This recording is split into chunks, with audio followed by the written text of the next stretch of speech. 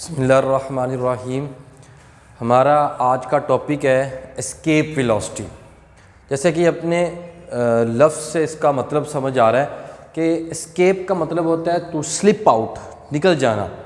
यहाँ पर जो है हमने वेलोसिटी कैलकुलेट करनी है। कौन सी वेलोसिटी? वो वेलोसिटी जिस वेलोसिटी के साथ अगर हम किसी ऑब्जेक्ट को ग्रेविटेशनल फील्ड में से एस्केप करवाना चाहते हैं, बाहर निकालना चाहते हैं, तो वो जो वेलोसिटी इनिशियल वेलोसिटी होगी उस वेलोसिटी का नाम क्या है? Escape velocity. देखें, initial velocity of body with which it goes out of the gravitational field, यानी ग्रेविटेशनल फील्ड से बाहर निकालने के लिए जो मिनिमम वेलोसिटी आपको रिक्वायर होती है उस वेलोसिटी को क्या बोलते हैं? हम एस्केप वेलोसिटी। देखिए, बड़ा सिंपल सी सिचुएशन है, बड़ा सिंपल सा कॉन्सेप्ट है।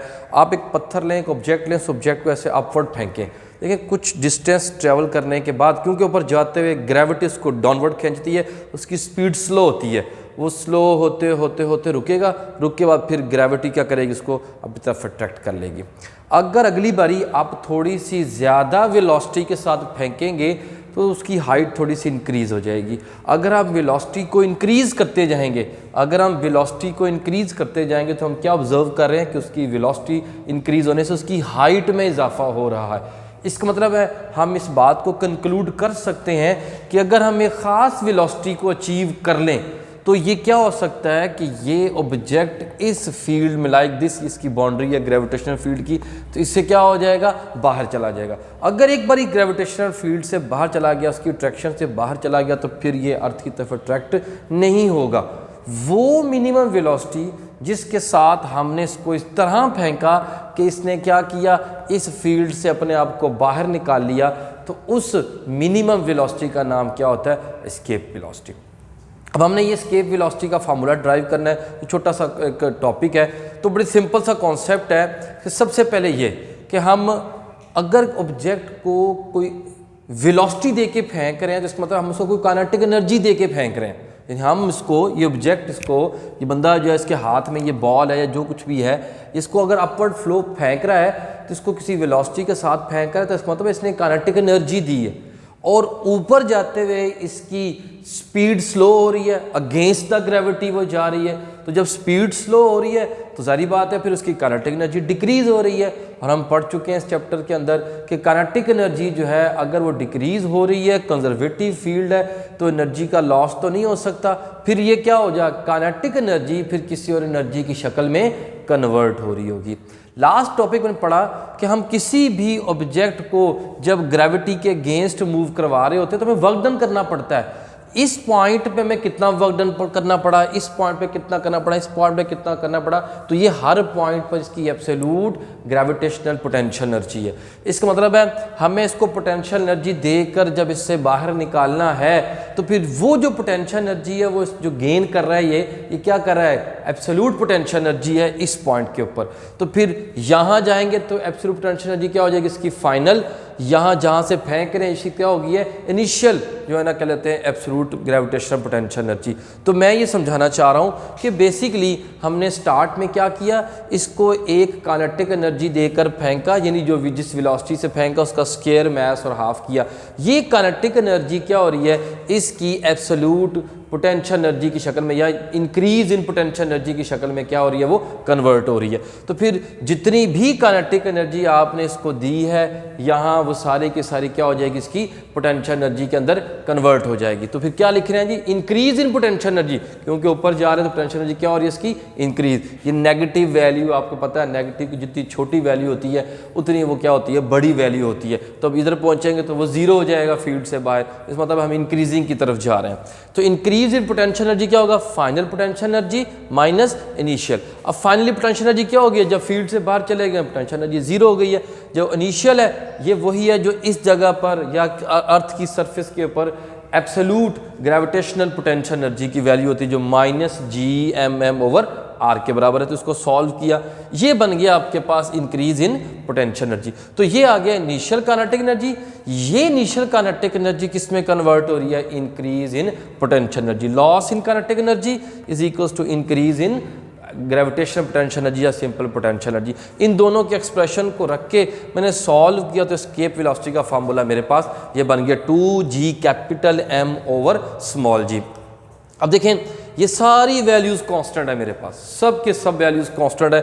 ये ग्रेविटेशनल कांस्टेंट है, ये मास ऑफ अर्थ है यहाँ पर, और ये क्या जी जो इस अर्थ की एक्सेलरेशन ड्यू टू ग्रेविटी आ जाएगी आपका। आप इन तमाम वैल्यूज़ को पुट करें, आप इसका आंसर निकाल सकते हैं। ये सारी कांस्टेंट वैल्यू, यही आंसर आएगा जो मैंने 11.2 × 10³ मीटर पर सेकेंड लिखा हुआ है। लेकिन हम इसको थोड़ा सा और सिंप्लीफाइड फॉर्म में कन्वर्ट कर सकते हैं कि हम इसको in terms of this radius of earth and value of g भी सिंपल कह सकते हैं, यानी मैथ्स को इसमें से इस वक्त जो है ना वो हम सेपरेट करना चाह रहे हैं, निकालना चाह रहे हैं इसमें से। तो उसके लिए क्या है जी, ये जो ग्रेविटेशनल पोटेंशियल एनर्जी है ये आपके पास वर्क डन और ये gravitational force, sorry potential energy नहीं है, ग्रेविटेशनल फोर्स है। वर्क डन और ग्रेविटेशनल फोर्स दोनों क्या होंगे, सारी बातें इक्वल होंगे। तो यहाँ से फिर M से कैंसिल आउट करके G को इन terms of G capital M over R के लिखा जा सकता है। तो मैंने यहाँ से इसकी वैल्यू पुट की है, यानी क्या निकाला, यहाँ से GM को सेपरेट किया तो R² इंटू स्मॉल g आ जाएगा। तो इस GM की जगह R² इंटू G पुट किया तो ये आपका आंसर बन गया जो क्या आ रहा है 2GR। अब जरा यहाँ पे गौर कीजिएगा, ये रिलेशन आई थिंक थोड़ा सा गलत है, यहाँ पर जो है ना वो क्या आना है, R आना है, ठीक है जी। तो फिर जब आप इसको सॉल्व करेंगे तो आपस क्या आ जाएगा 2GR। तो एस्केप वेलोसिटी की वैल्यू अब ये भी कांस्टेंट है, ये वही रेडियस ऑफ अर्थ, इनकी वैल्यूज पुट करें तो आंसर यही आ रहा है। इसका मतलब है जिस मर्जी से आप कैलकुलेट कर लें, चाहे यहाँ से कैलकुलेट कर लें चाहे यहाँ से कैलकुलेट कर लें, आपके पास एस्केप वेलोसिटी का जो एक्सप्रेशन है वो दोनों सेम है। बट इन दोनों में थोड़ा सा डिफरेंस एक ये है, देखिएगा यहाँ पर आपके पास स्मॉल g आ रहा है, स्मॉल g सिर्फ सरफेस ऑफ अर्थ या इसके करीब करीब कांस्टेंट होता है। अगर एस्केप वेलोसिटी का ये वाला फार्मूला आप इस्तेमाल करना चाहते हैं तो near the surface of earth ये आपको रिजल्ट्स बिल्कुल सही देंगे।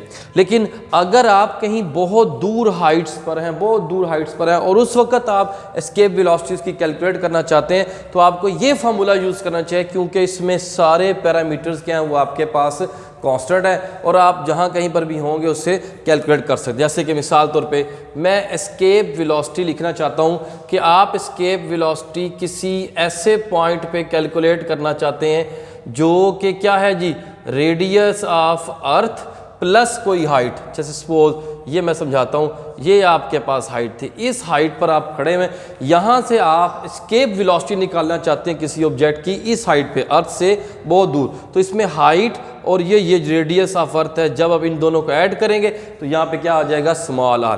यानी ये जो है ये सरफेस ऑफ अर्थ का फार्मूला है, ये जनरलाइज्ड फार्मूला है कि जब आप किसी भी हाइट पर हैं, अर्थ की सरफेस से किसी भी हाइट पर आ जाते हैं तो उस वक्त भी आप एस्केप वेलोसिटी को कैलकुलेट कर सकते हैं। देखें जी, ये वैल्यू आपकी जो है वो अब इसकी बनिस्बत इंक्रीज हो गई है। आप हाइट इसमें इजाफा करें, जैसे जैसे ये वैल्यू में आप बड़ा इजाफा करेंगे, इंक्रीज करेंगे, आपकी एस्केप वेलोसिटी क्या हो जाएगी, कम। इसका मतलब है अर्थ के सरफेस से किसी ऑब्जेक्ट को बाहर निकालने के लिए आपको ज़्यादा वेलोसिटी देनी पड़ रही है। लेकिन अगर इसके मुकाबले में आप यहाँ से किसी और सरफेस यानी अर्थ के ऊपर जाकर किसी पॉइंट से फेंकना चाहते हैं तो आपको वेलोसिटी क्या चाहिए होगी, वो कम चाहिए होगी। अब ये टॉपिक मैंने समझाया है, आपको इसके बारे में किसी किस्म की कन्फ्यूजन है तो आप इस वीडियो को अच्छे तरीके से देखें और इसके कमेंट सेक्शन के अंदर मेरे साथ क्वेश्चन करें, क्योंकि जैसे बहुत से टॉपिक के अंदर बच्चे क्वेश्चन पूछ रहे हैं तो उन क्वेश्चंस को लेकर फिर मैं अलग से कुछ वीडियोस बनाऊंगा ताकि हम सिर्फ और सिर्फ क्वेश्चंस को जो है ना वो डिस्कस करें। मैक्सिमम क्वेश्चन आप इसके अंदर पुट करें ताकि जैसे ही क्वेश्चन मेरे पास काफ़ी सारे इकट्ठे होते हैं तो फिर मैं एक टॉपिक से या दो टॉपिक से रिलेटेड वीडियो बनाऊंगा ताकि उसके अंदर फिर हम इन प्रॉब्लम्स को क्या वो रिजॉल्व कर सकें। Thank you very much.